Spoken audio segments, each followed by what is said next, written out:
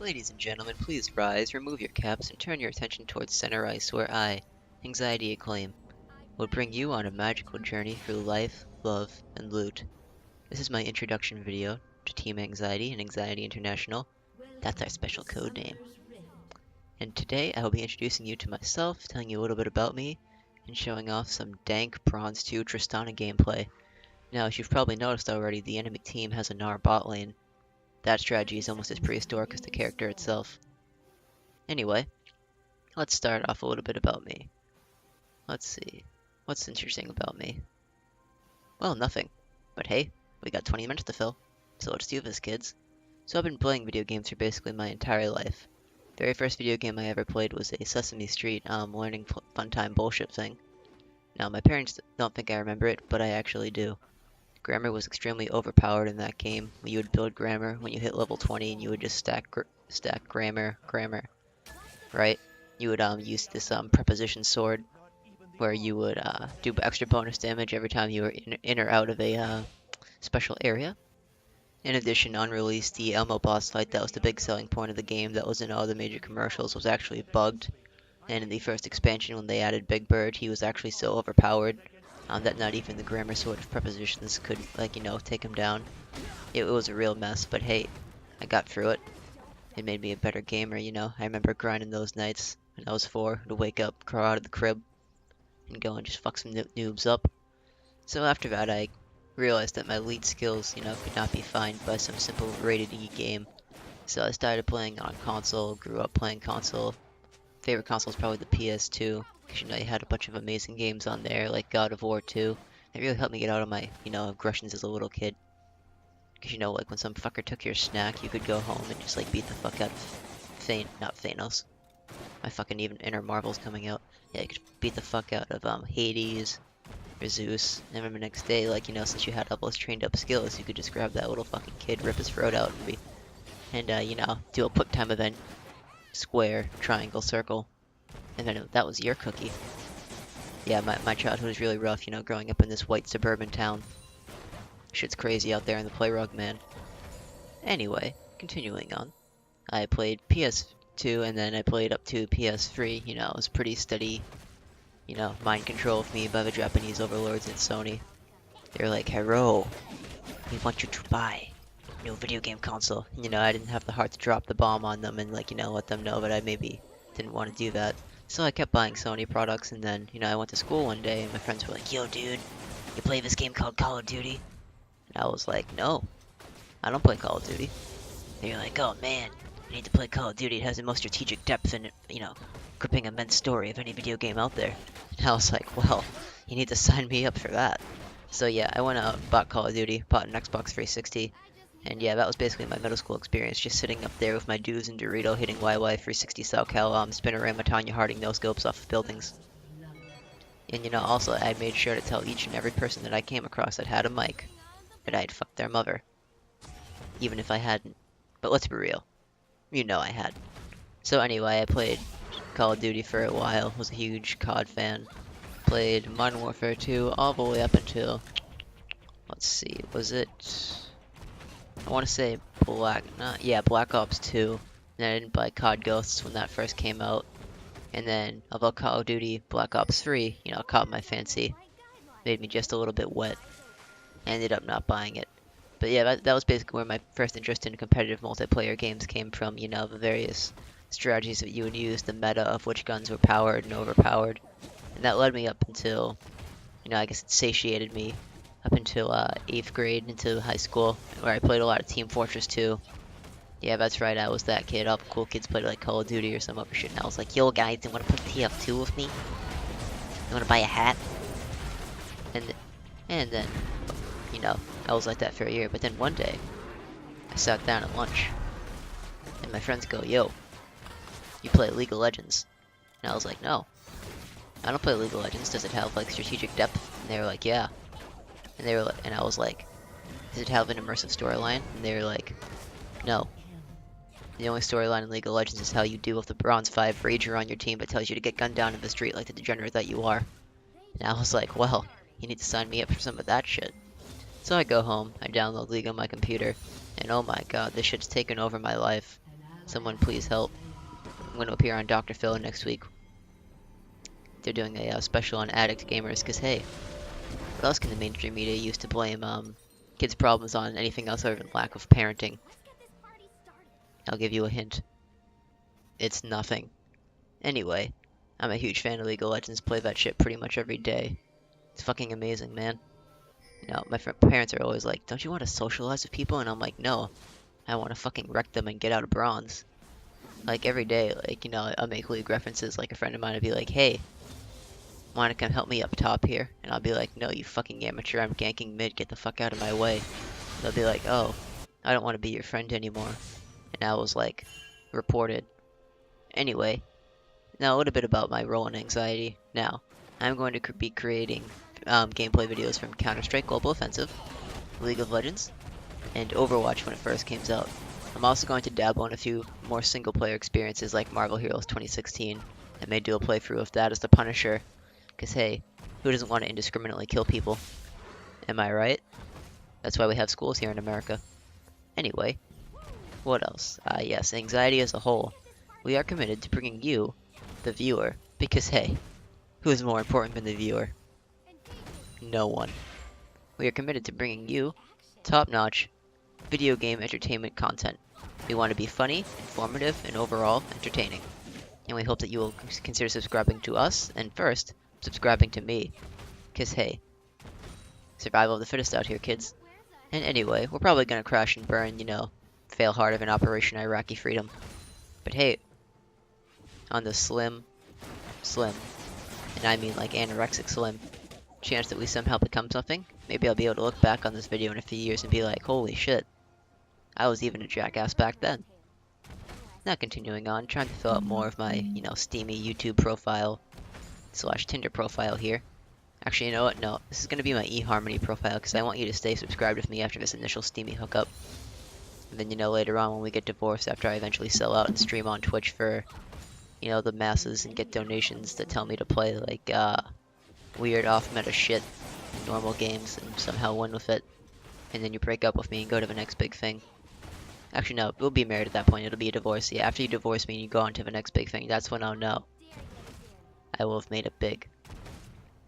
But yeah, I'm also a huge sports fan. I could probably talk for hours about hockey, football, and fantasy sports.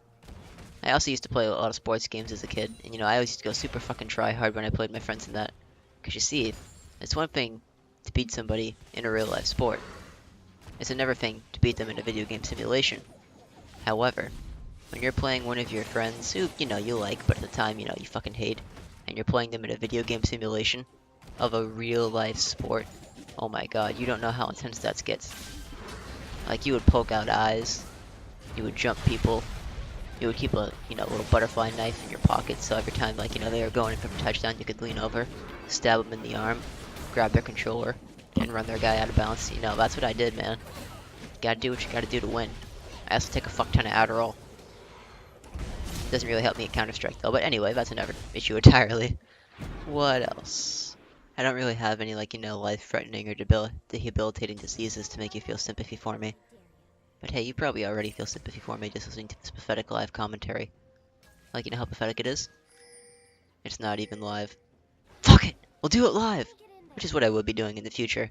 Like, you know, these post-game commentaries are usually I'll be reserving them for, like, discussions. Like, I'm going to do my Selling Esports series, going to continue on with that. And, you know, just like major important announcement videos such as this one. Alright, let's see. Where are we? Are we 9 minutes and 10 seconds in? I think we are. Almost coming up on George Bush's favorite time of the day. Oh, we passed it. Oh, fun fact, today is also the day that, a group of Navy SEALs found Bin Laden and gave him the freedom to go down to hell. So yeah, America, Semper Fi! Woo! Okay, what else do we have on the agenda here? Our little agenda, our pathway to greatness. So we've talked about me. We've talked about what I'm gonna bring. We've talked about the team. So you know what we're gonna do? We're gonna talk more about me. So, as you know, I used to play League of Legends, still do. And I was one of those kids when I first started out, right? I had no fucking idea what to do. So the whole idea of a MOBA game was very foreign to me. Like, why did certain champions, like, why could they only go to certain lanes? Why couldn't I bring, like, driving for a bot? And by the way, some fucker did that to me once with Malzahar, but that's a whole, whole nother story. I still have the flashbacks to that shit, oh my god. Knock up, stun, silence, root, 1 batch, 2 batch, penny and dime. Yeah, I know, it caused that level of stress that I wanted to become a vigilante and shoot up, like, all the gangs in New York City. Maybe you'll see it on the news tonight. Or maybe you won't. We'll see. Anyway, continuing on. What better for me to talk about than just random topics of the current events going on in today's, media and pop culture world. Because if it's one opinion that matters, it's not mine. So let's talk about the current presidential election. You know who I want to elect? Scooby-Doo. He's gonna have a strong foreign policy, he's gonna kick out all the masked men, all the ne'er-do-wells, and all the Mexicans.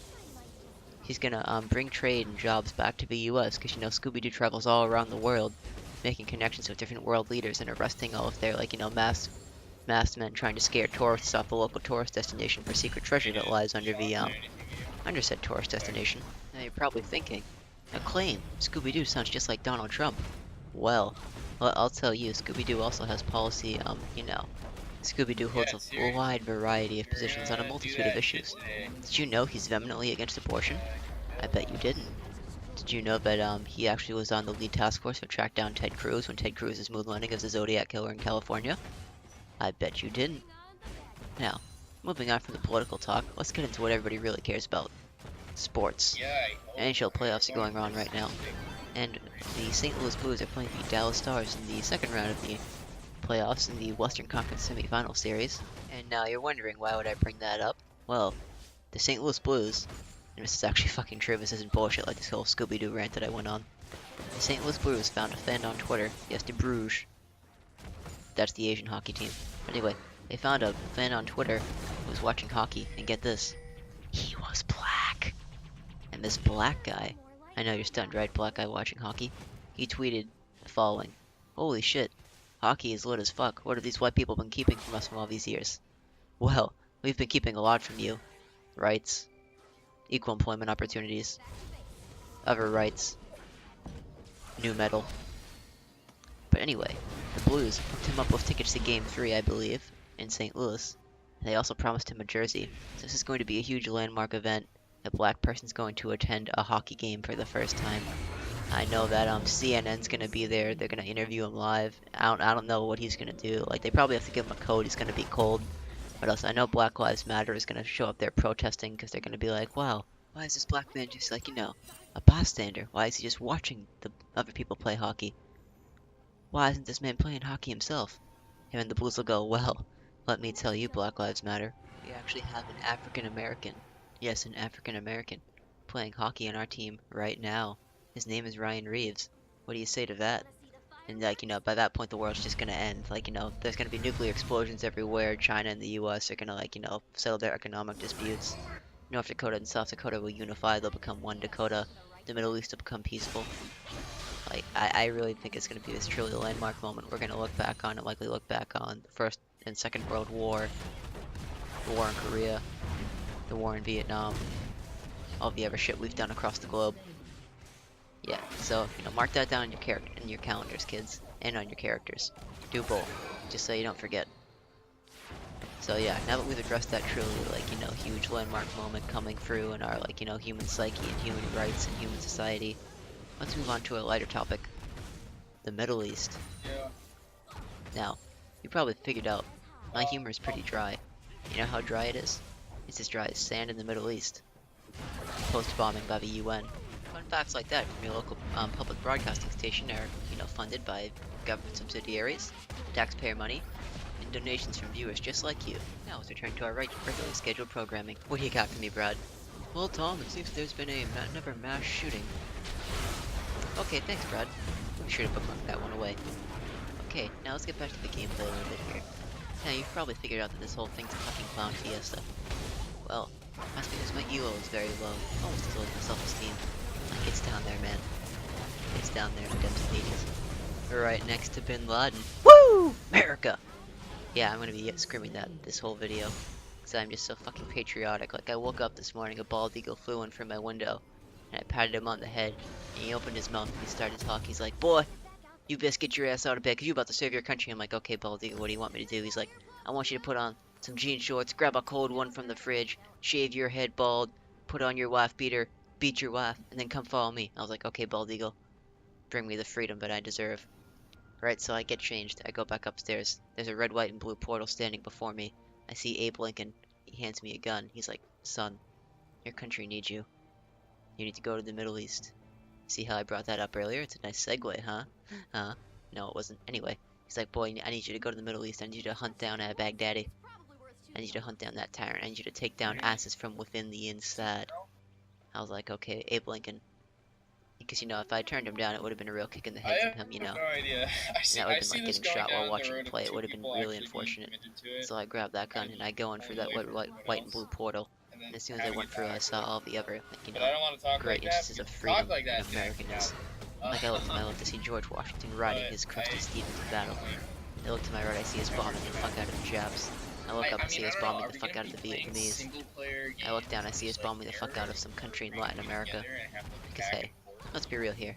Nobody gives a fuck about Latin America. If you ain't capitalist, you're just crap. Anyway, continuing on. So I was sent undercover to the Middle East by, like, you know, these former, like, you know, founding fathers and great presidents. I knew it was my patriotic duty to bring freedom and rain hellfire down on those dirty terrorist communist bastards. So I load up my AK. I don't know why they gave me an AK. Actually, I do know why. It was to help me blend in. Because you see, the AK-47 doesn't have a lot of freedom. You only have the freedom to pull the trigger.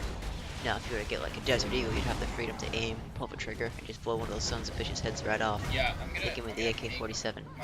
They give me a towel from Bed Bath & Beyond to wrap around my head in order to blend in. And so I go. I join ISIS. Not ISIL. ISIS. I'm blending in. I'm super secret. And by providing them internet porn so I no longer have to fuck goats, I rise high and high through the ranks of the organization.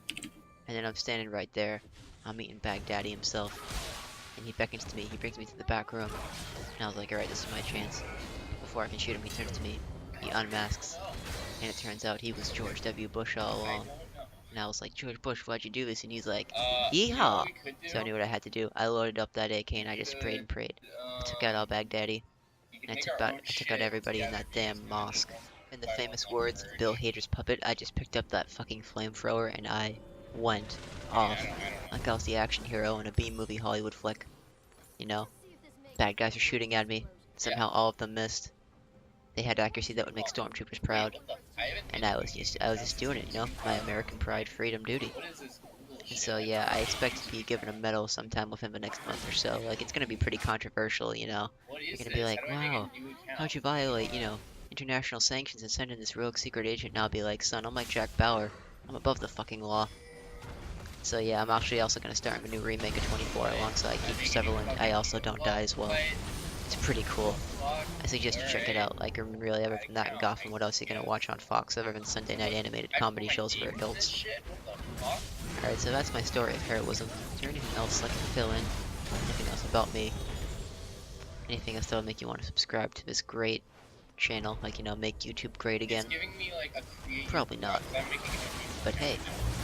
Like I said, kids, we got time to fill. Alright, what else? Oh my god, how could I forget this last topic, this one last super important topic. This topic that, you know, war's been fought over. Why we have religion. Why we have marriage, morality. This one topic, this one entity, spans the globe. Unites races, unites the white and the black, the Asian and the Hispanic, the Jew and the Muslim. Actually, now let's not go that far, but basically this large uniting force that's brought so many together. It's forged friendships, alliances, but can also tear them down as well. It's caused men of power and greed to fight for decades, ages, behind the scenes, in the shadows of the world, clawing at their ways to get to this one thing. Governments want it, the common man wants it, everyone wants it. It's known to corrupt, to corroborate, and even to bring out the best in us. Now you will be wondering, what are you talking about? I'm telling you, the answer is right in front of you. It's lying in your heart. It's on your phone. It's online. It's everywhere. What am I talking about? The memes. You can't escape the memes. The memes that have brought us all together. The memes that we fought World War II over. You wanna know why we actually fought World War II? If we hadn't won World War II, where would all of our Hitler memes be? Yeah, that's right, I said it. What? I knew. I was in the planning room with MacArthur and Eisenhower. I knew what we were doing that day. The memes, kids. The Fuck memes are for that. truth. The Fuck it memes are all. inside of you. Fuck. Become the meme machine. More than memes the eye. Yeah, that's right. The memes. I need the memes. You need the memes. I like memes. You like memes. Everybody likes memes. Yeah, that is right. I'm just gonna keep repeating that phrase. You wanna know why? Because I repeated enough. Alright. It's a meme. Alright. See how that works? Memes have gone viral. Sometimes, memes become so dank they can cause political change. You wanna know why Colorado legalized marijuana? Oh my god. Dank memes. You wanna know why legalization's gone up in terms of popularity and public opinion in the US? Dank memes. You wanna know why Pope Francis visited here about a few months ago? Dank memes.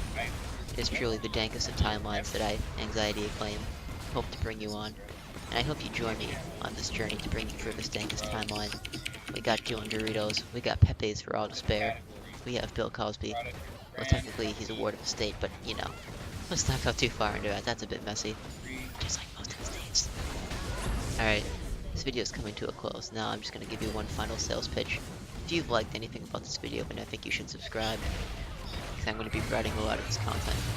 This dry humor to, brighten up your day. If you dislike this video, I think you should subscribe so I can make you feel better about yourself. You can watch me and you can be like, hey, at least I'm not this kid. Am I right? As you cry into your pillow. Just like I do. But alas, even if you don't like me, and you don't want to subscribe to me for shits and giggles, you don't even need to. You can subscribe to one of the ever great members of Team Anxiety. They can bring you some great content, and they can, be your favorite. It's okay, I won't take it too harshly. I will, but I'm just saying that. Alright, thank you for watching. Just like most of my life, this has been one giant shitpost. Peace. 3, 2, 1. Lift up.